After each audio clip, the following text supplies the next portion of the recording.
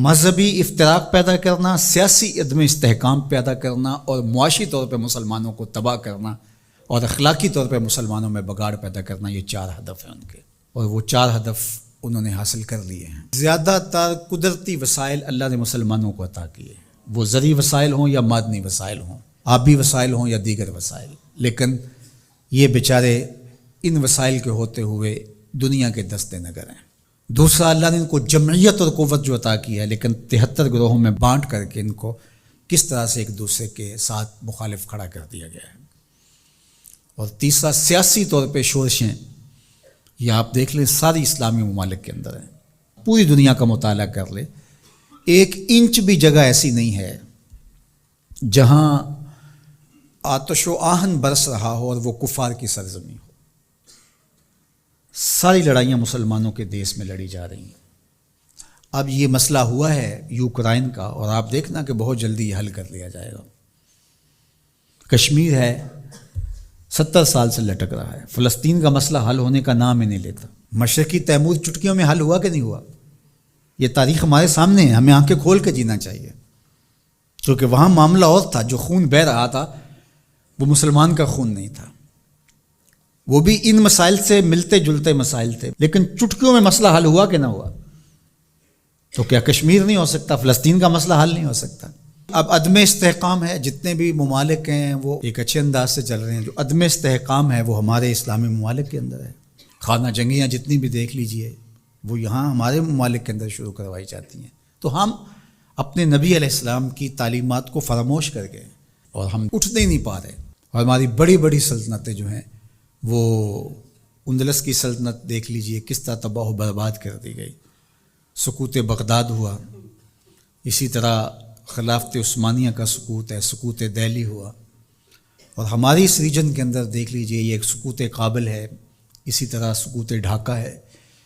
تو یہ سارے سقوط ہمارے ساتھ ہی کیوں ہیں؟ اس لیے کہ جب ہم اپنے نبی کے دامن کو چھوڑ دیں گے تو یہ رسوائیاں ہمارا مقدر ہوں گے۔ ہمیں ہمارے نصابوں میں یہ پڑھایا ہی نہیں گیا کہ جس طرح نماز تمہارے اوپر فرض ہے، باقی امور تمہارے اوپر فرض ہیں، امت سازی کا عمل بھی تمہارے اوپر فرض ہے۔ جس طرح حضور علیہ الصلاۃ والسلام کا نام عقیدت سے لیا جانا اور آقا کریم علیہ الصلاۃ والسلام کی محبت تمہارے اوپر فرض ہے اور محبت کے تقاضے تمہارے اوپر لازم ہیں، تمہارے اوپر یہ بھی اسی طرح لازم ہے۔ تو اس وقت ہمارے ساتھ جو کچھ ہو رہا ہے اور جس سمت ہم سفر کر رہے ہیں اور جس طرف ہم جا رہے ہیں، تو اس وقت سب سے زیادہ ذمہ داری علماء کی ہے اس بات میں، باقی حکمرانوں کی ہے کہ وہ معاشی بحرانوں میں حکمران قوموں کو مبتلا نہ دے، چونکہ قوم جب معاشی بحران میں مبتلا ہو جاتی ہے تو پھر اس کے نظریے پیچھے چلے جاتے ہیں۔ دور موجود میں کہتے ہیں اس دور کا ایٹم بم معاش ہے، جو قوم معیشت کی تباہی کے دانے پہ آ جاتی ہے اس سے پھر جو مرضی آپ منوا لیں، اور آپ جانتے ہیں مسلم حکومتیں کیا کچھ نہیں مان لیتی ہیں، اور یہ حکمرانوں کی ذمہ داری تھی کہ وہ، لیکن ان کے پیٹ ہی نہیں بھرتے، ملک کو اس بے دردی سے لوٹا نہیں، نوچا ہے انہوں نے، لیکن ابھی تک ان کے پیٹ ہی نہیں بھرے اور نہ مستقبل میں کوئی بھرتے ہوئے دکھائی دیتے ہیں۔ تو یہ ایک دردناک صورتحال ہے۔ جو اسلام کو دوسرا بڑا نقصان پہنچایا ہے وہ منبر و محراب کے ذمہ داران نے پہنچایا ہے۔ بر صغیر پاک و ہند کے اندر تجزیہ کرتے ہوئے حضرت مجدد الفسانی علیہ رحمہ نے کہا کہ 4 طبقے ایسے ہیں جنہوں نے سب سے زیادہ اسلام کو نقصان پہنچایا ہے۔ یہاں پر اس ریجن کی وہ بات خاص طور پہ کرتے ہیں، وہ فرماتے ہیں ان میں سے ایک علماء سو ہیں، انہوں نے اسلام کو بہت زیادہ نقصان پہنچایا ہے۔ دوسرا صوفیاء خام ہیں، جو دین کے فہم سے ناآشنا صوفی ہیں، انہوں نے اسلام کو بہت نقصان پہنچایا ہے، چونکہ لوگوں کی وابستگی ہے ان کے ساتھ اور ان کے پاس کوئی منصوبہ ہی نہیں ہے۔ عرس پہ آ جاؤ، نذرانے دے دو اور اللہ اللہ کرو اور چلے جاؤ، ان کے پاس کوئی نظام شریعت تو ان کے پاس ہے ہی نہیں ہے، تو آنے والوں کو کیا دیں گے؟ یہ کچھ بھی نہیں دیں گے۔ تیسرا بڑا نقصان جو ہے وہ اسلام کو جو پہنچایا وہ سلاطین نے پہنچایا، بادشاہوں نے پہنچایا، اور چوتھا جو ہے وہ انہوں نے کہا کہ اسلام کو جو نقصان پہنچایا وہ 2 نمبر دانشوروں نے پہنچایا، اور 5 نام بھی آپ ذکر کرتے ہیں، وہ فرماتے ہیں جو گستاخان صحابہ ہیں، چونکہ جب صحابہ کی نفی ہوتی ہے تو پورے دین کی نفی ہو جاتی ہے۔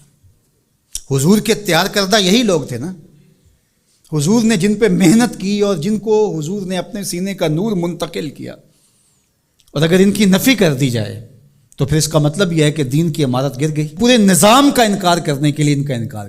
جو امت کے اندر تفریق ہوئی، تشتت ہوا اور بے جا تشدد ہوا، اور امت کے اندر جو فکری ناہمواری پیدا ہوئی، باہمی منافرتیں انتہا کو چھونے لگی، سوچ سمجھ فہم ادراک کی قوتیں سلب کر لی گئیں، یہ سب کچھ منبر و محراب کی وجہ سے ہوا.